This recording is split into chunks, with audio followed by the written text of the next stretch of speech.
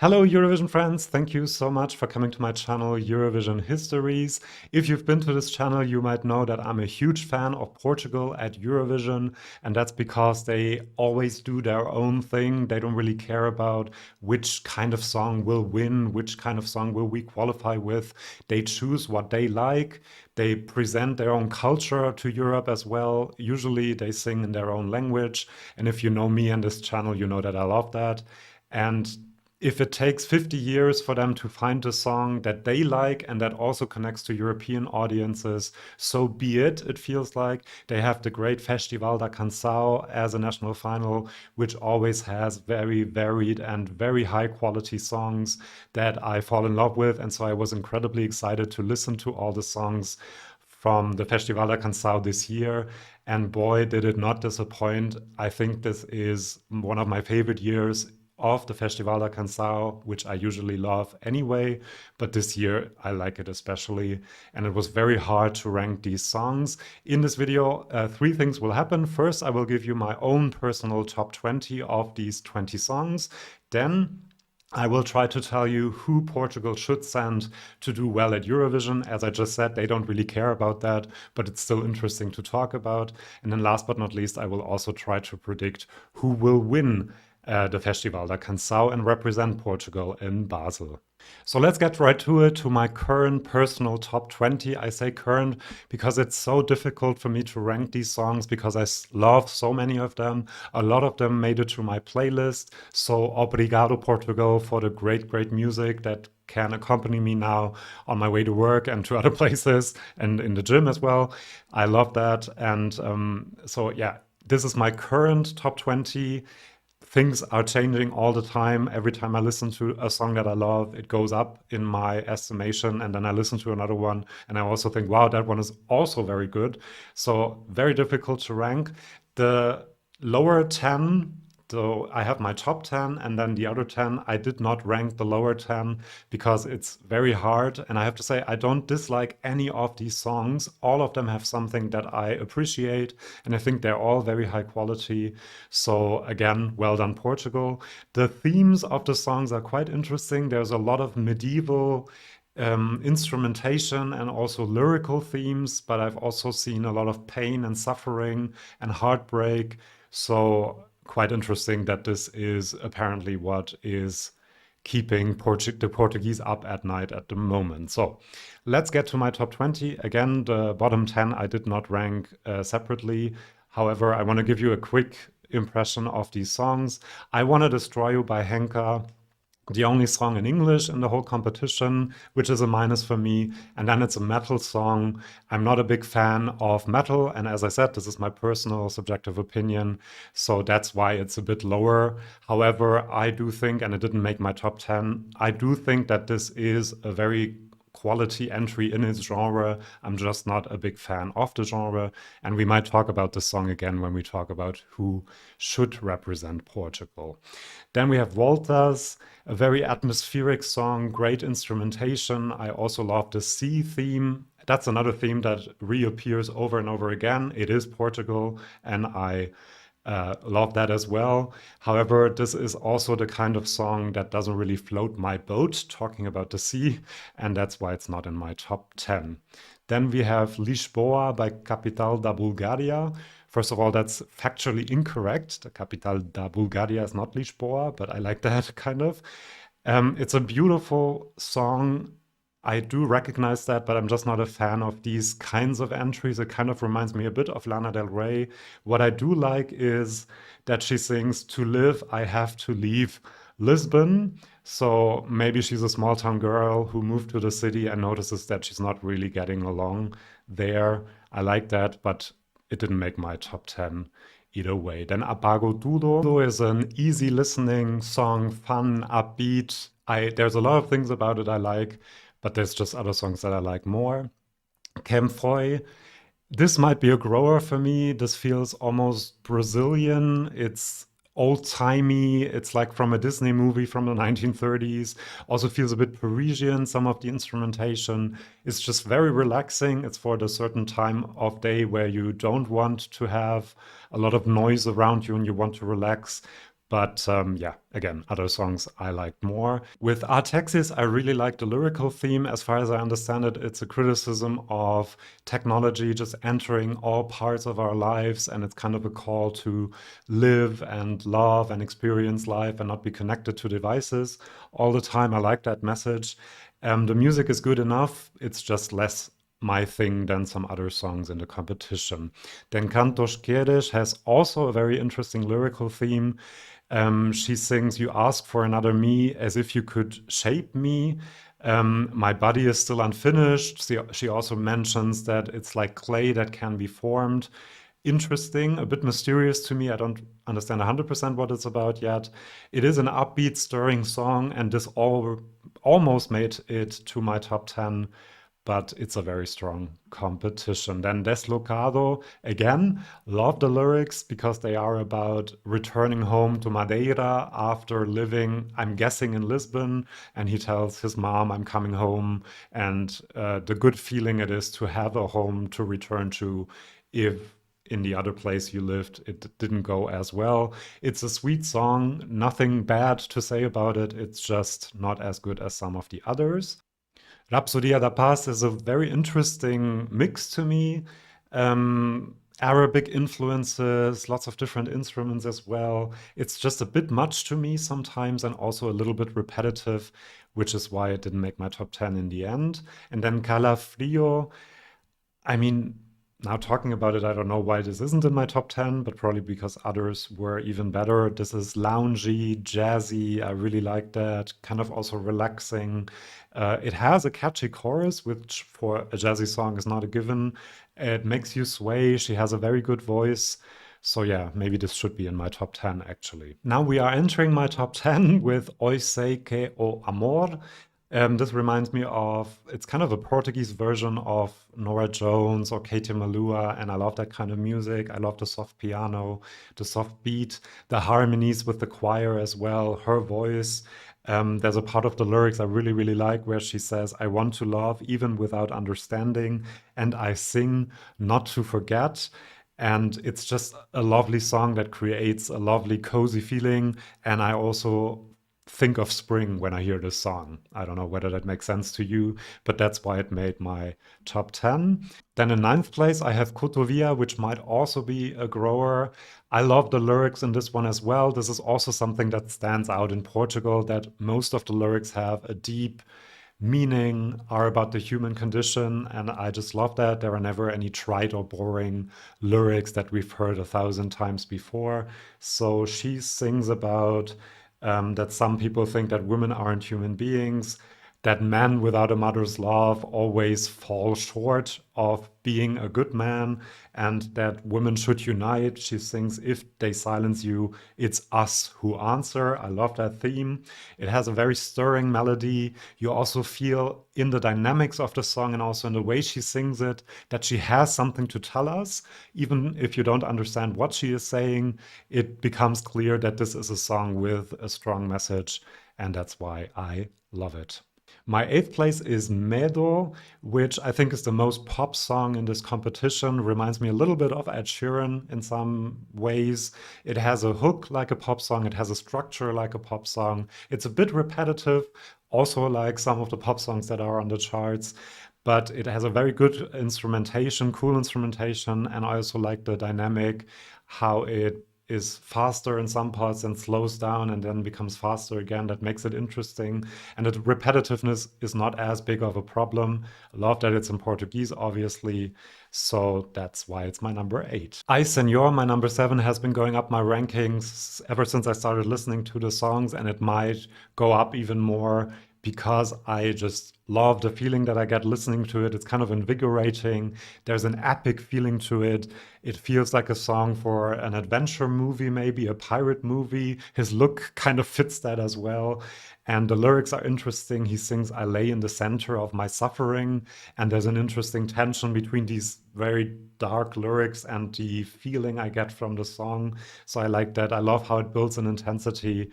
So this might be a big grower for me. Sobre Nós, my number 6, talks about the way a lot of people might feel about the world at the moment. It says the world feels so strange, but our wounds will heal. So a positive outlook. And the part I love the most is under the ashes lie seeds of love. And the whole theme of the song is above us. Sobre nós, we have the same sky. So basically, we're the same people. I like that message. I love the voice as well, especially the huskiness during the chorus, especially during the word knows. Listen to it again if you haven't noticed that. The driving piano, I really, really like the strings as well, the beat.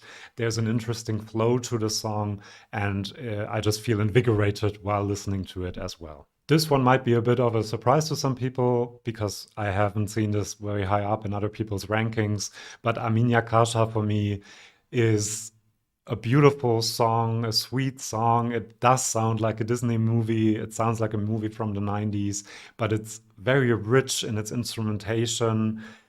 He sings "You Are My Home." The lyrics are not as deep as the lyrics of some other songs, but I love how it builds. I love his melodious voice as well, the power that he has in this melodious voice, and it just gives me a cozy and nice feeling. I understand that some people think that this is generic. If I didn't like it, I would probably say it is generic, but for some reason that I can't quite understand, that's how it is sometimes with art. I do love this, and I just think it's very, very beautiful. And I also think that the chorus is quite catchy if you actually listen to it. Ninguém is my number four because I love the beautiful, soul-y texture of the instrumentation. That's just my cup of tea, 100%. I love his great voice. It's brittle almost at the beginning. There's a lot of emotion in it. But in the beginning, especially, it also drives the melody, which I love. Then I love the call and response with the choir, also quite soul-y. Again, it gives me a cozy feeling, but it also has a full beat, which makes it seem more modern. And so overall, I just think it's a beautiful song. I like the lyrics as well. He sings, "I'm unlike everyone.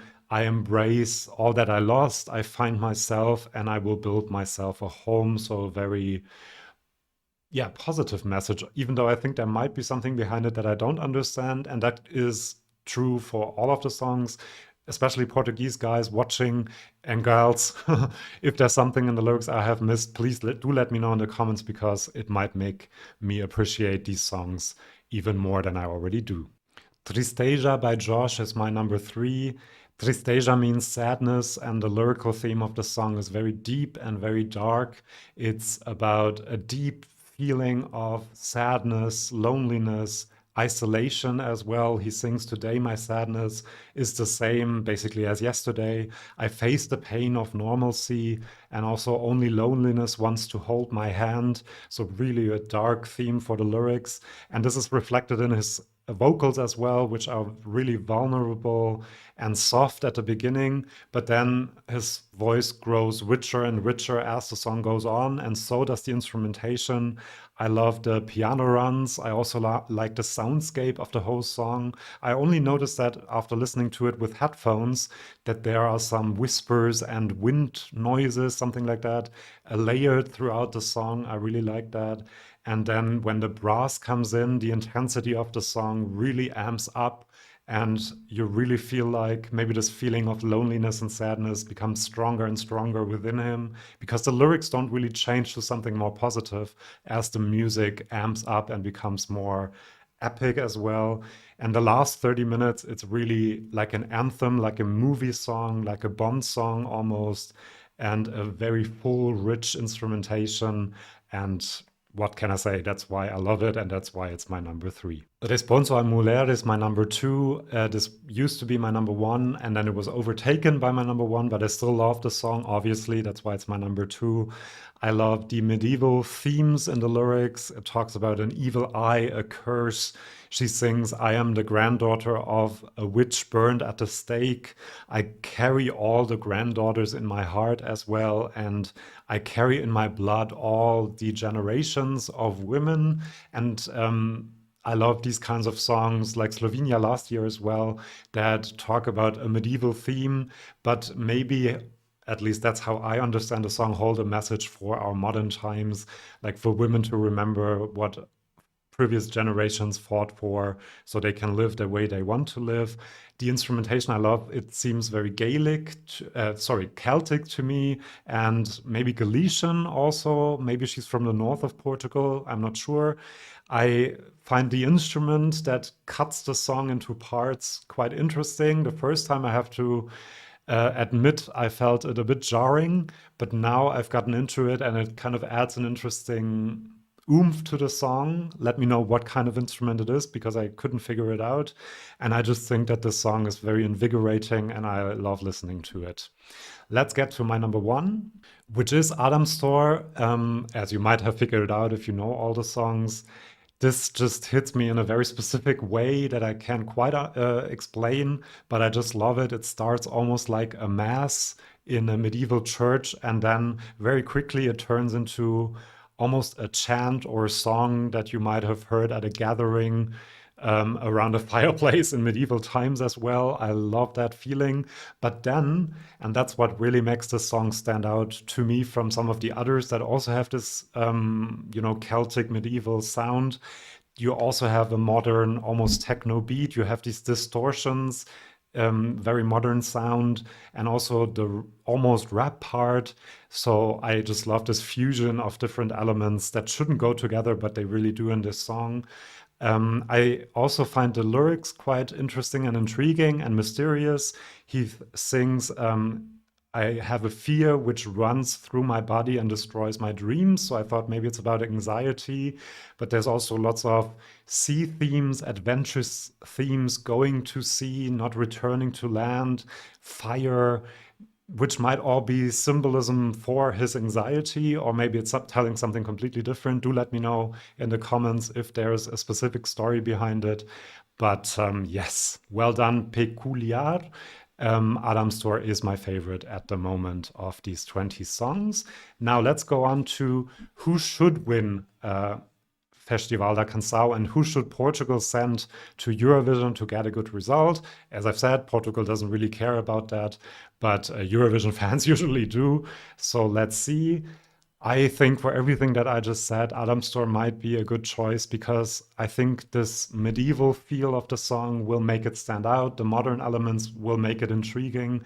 And in a Eurovision where a lot of songs might be pop songs, even though a lot of the songs that have been chosen are not really pop songs and are quite interesting and different, but still this might be a cool song that could stand out. And I also think there's lots of staging potential for the song as well. What I also wanted to say is a lot will depend on the performance because a lot of these songs are so similarly high quality and good and engaging and catchy that in the end a lot can depend on the staging at the national final. Then this was almost in my lower ranks, but I still think that a song in English, a metal song, might also be something would be completely new for Portugal to send, and it could also stand out and at least assure that Portugal qualifies to the final, because in the semifinals, obviously, we only have televoters, and I think that this song would find enough people to vote for it to qualify at least.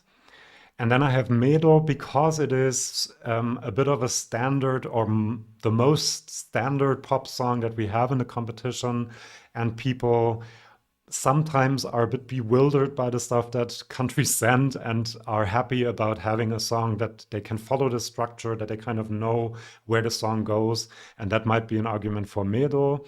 And then I also have Tristeza because it's just a lovely song and he has a great voice that could get Portugal a lot of jury votes. And I also think that the song is good enough to qualify from a televote only semi-final. But in the end, it's Portugal's choice and Portugal should choose whatever they want and whatever feels most true to them and authentic to them. Then when we talk about who will win the Festival da Canção, I think that I Wanna Destroy You might have a big, big, big advantage because it's the only song in English. It's the only metal song. There are lots of songs that